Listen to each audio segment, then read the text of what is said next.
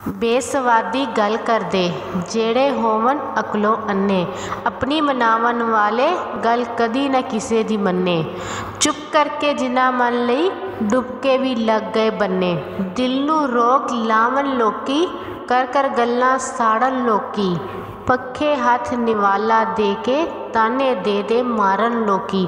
ਮਾਨ ਐਤਬਾਰ ਦੇ ਚਸਕੇ ਲਾ ਕੇ ਪੈਰ ਬਨ ਪੌੜੀ ਚਾੜਨ ਲੋਕੀ।